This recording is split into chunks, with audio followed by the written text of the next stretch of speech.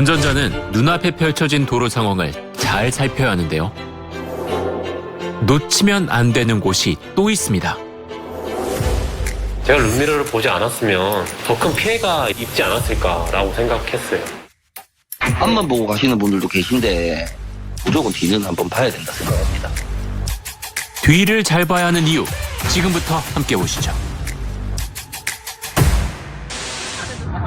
준호 씨는 오랜만에 고향에 가고 있었다는데요. 할머니와 부모님을 모시고 가는 길이라 평소보다 더 조심히 운전하고 있었답니다. 그런데 그때 엄마 좀 뭐고? 순식간에 벌어진 상황. 잠깐 사이에 승용차 한 대가 좁은 틈을 지나갔습니다. 룸미러 잠깐 제가 보는 타이밍에 이게 차가 왔다 갔다 하면서 추월하면서 오는 게 보였어요. 멀리서만 보더라도 총알같이 달려왔습니다. 얼핏 봐도 한 150km 정도? 아무리 고속도로라고 해도 속도가 심상치 않아 보였다는데요. 준호 씨는 총알처럼 달려오는 차를 계속 주시했답니다.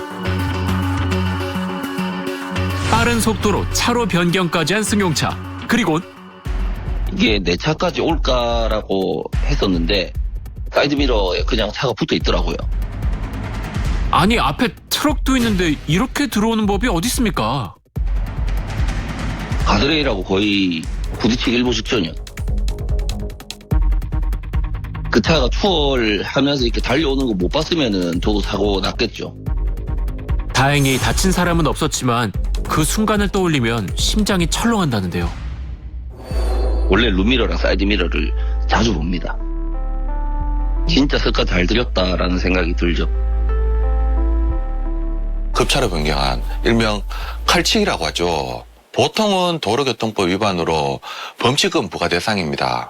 뿐만 아니라 앞차와 안전거리 안 지킨 부분, 제보자의 진로를 방해한 부분, 두 가지 주요 교통법 위반 행위를 연달아 한 것이기 때문에 도로교통법상 난폭운전죄에 해당됩니다. 혹시 급한 사정이 있었다면 비상등이라도 켰어야죠. 도로에서도 의사소통이 중요하다는 걸 아셔야 합니다. 모두의 평화를 위해 서로 배려하고 양보하면 좋겠습니다. 가족과 여행을 가던 중에 시작된 고속도로 정체. 제보자는 속도를 줄이며 앞차와 안전거리를 뒀다는데요. 항상 룸미러를 보고 방어 운전을 하는 습관이 있거든요. 후방을 주시했더니 분명히 제 뒤에서 보이지 않던 차가 갑자기 무슨 미사일이 오듯이 엄청 빨리 왔어요.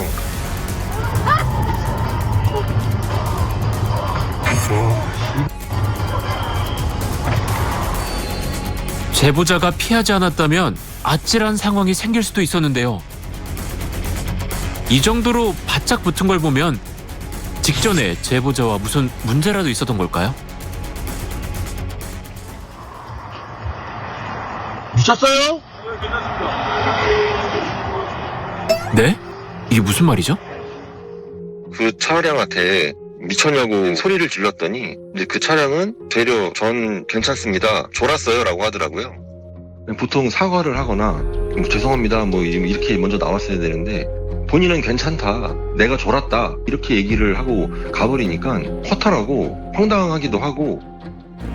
가뜩이나 차가 빨리 다니는 고속도로에서 졸음운전이라뇨. 이러다가 사고 나면 많은 사람이 크게 다칠 수 있습니다. 제발 졸리면 무조건 쉬길 바랍니다. 후방 주시에 대한 중요성을 사람들이 좀 알았으면 좋겠어가지고 제보를 하게 된 거거든요. 도로에는 나 말고도 달리는 차가 많습니다. 그러니 주변을 잘 살피는 건 기본 중의 기본입니다.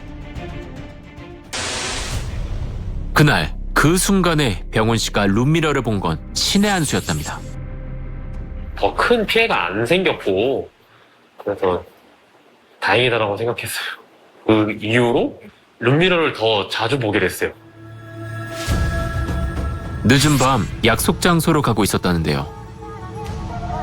정차 중이니까 아무래도 잠깐 이렇게 사이드미러도 보고 룸미러도 보는데 앞에 쓰겠지 했는데 그냥 룸미러를 보면 내 뒷차가 이제 어느 정도 거리가 있는지 알잖아요. 거의 본네트가 안 보일 정도로 정말 박았다라는 생각 정도였어요. 박진 않았지만 누가 봐도 너무 가깝다. 무언가 이상하다고 생각한 병훈 씨. 뒷차를 신경 쓰면서 운전했답니다. 결국 계속 불안하게 운전하는 뒷차를 앞으로 보내는데요. 계속 지그재그 왔다 갔다 하면서 주행 중에 정차를 하고 신호가 바뀌어도 가지도 않고 정지선을 넘어서 정지를 하고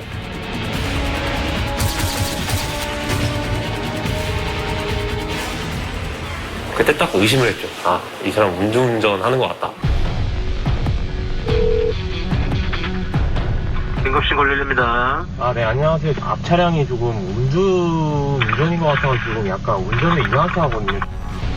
뉴스로 보면 사실 음주운전 사고가 많잖아요. 피해자가 사망했을 때 그때 정말 슬프죠. 아무래도 죄 없는 사람인데 그런 사고를 겪고 가족분들도 피해를 입고 그런 상황이 제일 슬프더라고요, 저는.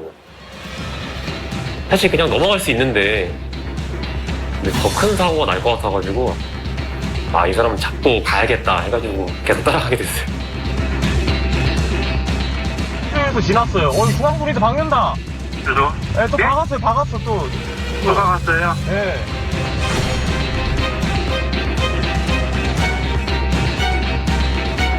하필 사람이 다니는 골목으로 들어가서 조마조마한 마음뿐이었다는데요. 계속되는 이상한 주행, 심지어는 여기는 아까 왔던 곳 아닌가요? 똑같은 길을 몇 번이고 돌았다는데요. 계속 똑같은 골목을 돌면서 도망가듯이 계속 반복을 하고 왜 경찰이 전화가 안 오지? 위험하게 운전하고 있으니까 저도 모르게 좀 긴장을 하고 있었어요. 차 말씀하신 거죠? 네, 네, 알겠어요. 예.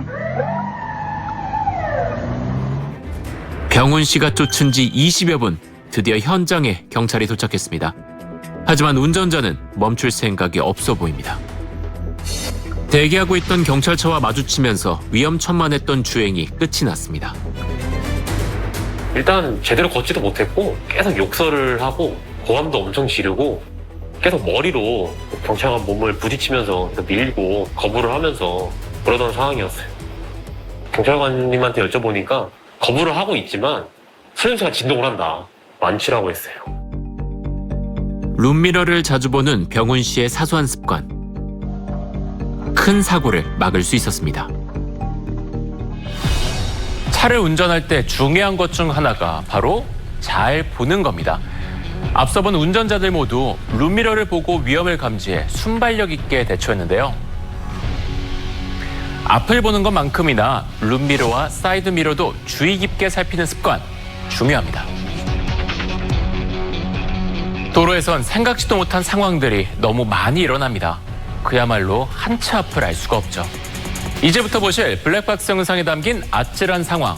세상에 이런 일도 다 있습니다. 출장 갔다가 오는 길에 갓길에 차 한 대 서 있길래 처음부터 이렇게 쳐다보면서 갔거든요. 그때까진 무슨 일이 벌어질지 전혀 몰랐다는 재우 씨. 그저 앞을 잘 보고 있었다는데요. 아니 지금 사람이 떨어진 건가요? 일단 사람 떨어지는 거 처음에 봤을 때도 되게 많이 놀랬었고 고속도로 나가면서도 계속 좀 진정이 안 되는 상태였었고 저분 괜찮으실라나 이런 생각도 들고 좀 그랬었어요. 다행히 재우 씨가 빠르게 방향을 틀었는데요. 도로에서 넘어진 화물차 운전자. 하마터면 끔찍한 일이 벌어질 뻔했습니다. 트럭 기사라면 수시로 타고 내릴 텐데 어쩌다가 이런 일이 생긴 건지. 내릴 때 뒤로 이렇게 내리잖아요. 빨리 내리려고 하다 보면은 여기를 밟아야 되는데 여기를 밟을 때가 있어요. 그러다 보니까 이게 넘어지거든요. 차체가 높은 대형차에는 안전을 위해 계단이 설치되어 있는데요.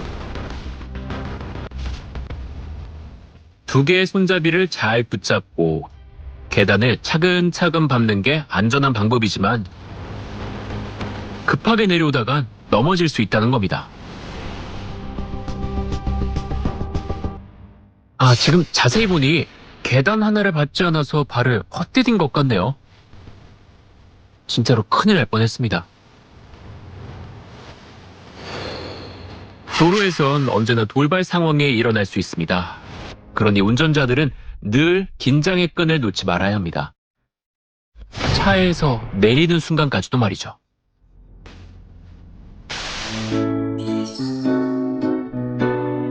오랜만에 이제 집사람이랑 둘이서 함께하는 여행이었고 연애할 때 뭐 그런 느낌도 들고 기대를 하면서 간 거죠 이제. 하지만 기분 좋은 두근거림이 한순간에 공포로 변했다는데요.